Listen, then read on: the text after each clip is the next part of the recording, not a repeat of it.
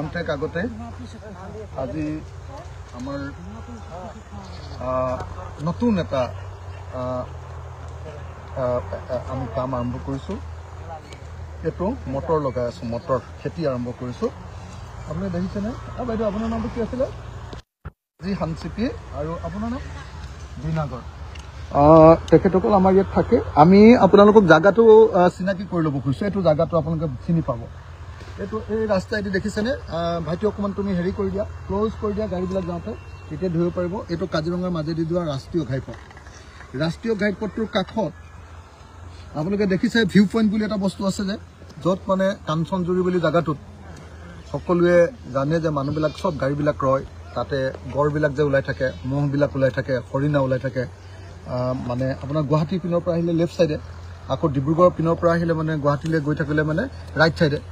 এই যে জাগাটো যিটো ভিউ পইণ্ট বুলিয়ে কয়, কাজিৰঙা ভিউ পইণ্ট বা কাঞ্চনজুৰি ভিউ পইণ্ট, এই কাঞ্চনজুৰি ভিউ পইণ্টৰ অপজিটত ফৰেষ্টৰ সোঁ চাইডে আপোনাৰ মানে মই যদি চাওঁ ডিব্ৰুগড় পিনৰ পৰা আহিলে সোঁ চাইডে যদি কাজিৰঙা নেশ্যনেল পাৰ্কখন, তাৰ লেফ্ট ছাইডৰ যিটো আগতে ভিউ পইণ্ট ৰিজৰ্ট বুলি এটা ৰিজৰ্ট আছিলে, অলপ মানে সৰু সুৰা আৰু ৰিজৰ্ট, মানে কেৱল সৰু সুৰা ৰিজৰ্ট এটা বেলেগে চলাই আছিলে, এৰি দিলে।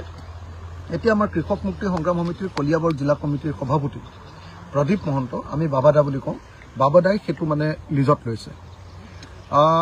সেই ৰিজৰ্টটোতো পানী উঠে, আৰু ৰিজৰ্টটোত পানী উঠাৰ উপৰিও আপোনাৰ হেৰি হয়, ৰিজৰ্টটোত পানী উঠাৰ উপৰিও ভাইটি এফালে আছো, এফালে দিয়া।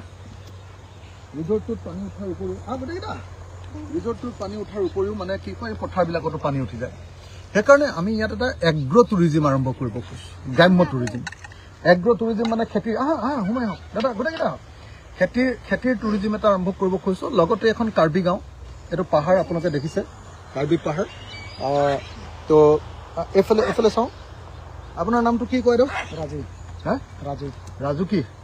ৰাজু ৰংফাৰ। আহক চিনাকি হওঁ। আপোনাৰ নামটো কি? চনতেৰাং। আপোনাৰ নামটো কি? বিজয় ইংকি। আপোনাৰ নামটো কি? বিমল ৰংফা। এইফালে নাৰ্ছিং ইংকি। আৰু ভাইটিয়া কি নাম? অৰুণ তেৰাং। আৰু ভাইটিয়া কি নাম? ফিলিপ বে। এখেতসকলে ইয়াতে কাম কৰিছে। আমি এই জেগাটো মানে কাৰ্বি গাঁও আছে। গাঁওখনৰ নাম কি? কাৰ্বি গাঁওখনৰ নাম মাণ্ডু গাঁও, কাৰ্বি মাণ্ডু গাঁৱৰ লগতে লাগি থকা এই অঞ্চলটো, এই বানপানী উঠে, সেইকাৰণে বেলেগ একো কৰিব নোৱাৰি। আৰু আমি লিজতো যে লৈছোঁ, বছৰটোত অকল 8 মাহে ভাড়া দিব লাগিব। বাকী 4 মাহ যিহেতু বানপানী হয়, তেওঁলোকক ভাড়া দিব নালাগে।